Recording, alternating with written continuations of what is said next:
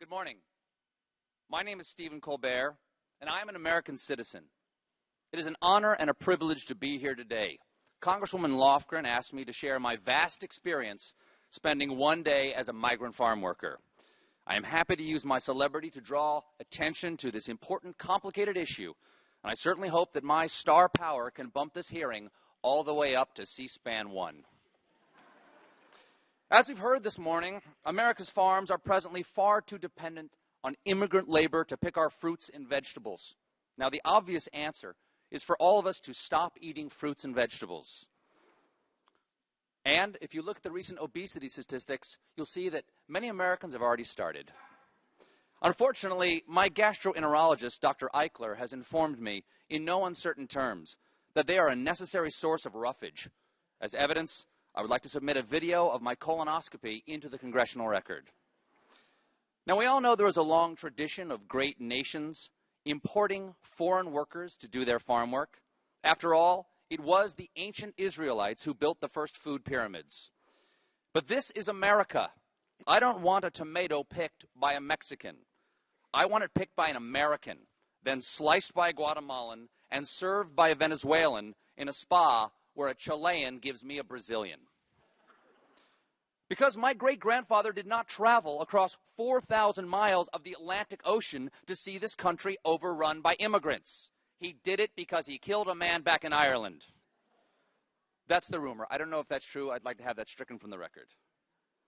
So we do not want immigrants doing this labor. And I agree with Congressman King, we must secure our borders. Of course, I'm sure Arturo Rodriguez is saying, who then would pick our crops, Stephen? First of all, Arturo, don't interrupt me when I'm talking. That's rude. Second, I reject this idea that farm work is among the semi-mythical jobs that Americans won't do. Really? No Americans. I did. As part of my ongoing series, Stephen Colbert's Fallback Position, where I try other jobs and realize that mine is way better. I participated in the UFW's Take Our Jobs campaign, one of only 16 people in America to take up the challenge.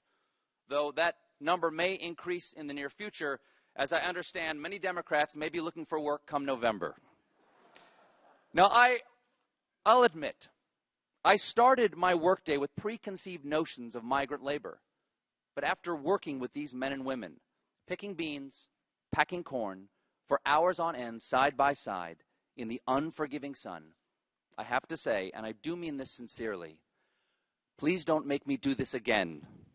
It is really, really hard. For one thing, when you're picking beans, you have to spend all day bending over. It turns out, and I did not know this, most soil is at ground level. If we can put a man on the moon, why can't we make the earth waist high? Come on, where is the funding? This brief experience gave me some small understanding of why so few Americans are clamoring to begin an exciting career as seasonal migrant field worker. So, what's the answer? I'm a free market guy. Normally, I would leave this to the invisible hand of the market, but the invisible hand of the market has already moved over 84,000 acres of production and over 22,000 farm jobs to Mexico, and shut down over 1 million acres of U.S. farmland due to lack of available labor.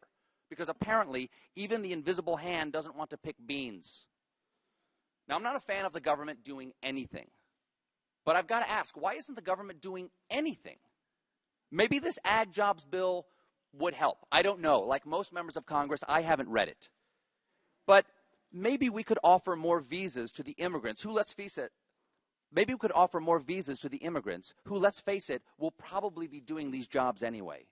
And this improved legal status might allow immigrants recourse if they're abused. And it just stands to reason to me that if your coworker can't be exploited, then you're less likely to be exploited yourself. And that itself might improve pay and working conditions on these farms, and eventually Americans may consider taking these jobs again. Or maybe that's crazy. Maybe the easier answer is just to have scientists develop vegetables that pick themselves. The genetic engineers over at Fruit of the Loom have made great strides in human fruit hybrids. The point is we have to do something because I am not going back out there. At this point, I break into a cold sweat at the side of a salad bar. I thank you for your time. Again, it is an honor, a privilege, and a responsibility to be here. I trust that following my testimony, both sides will work together on this issue in the best interest of the American people, as you always do. I'm now prepared to take your questions and or pose for pictures with your grandchildren. I yield the balance of my time. USA, number one. Thank you very much.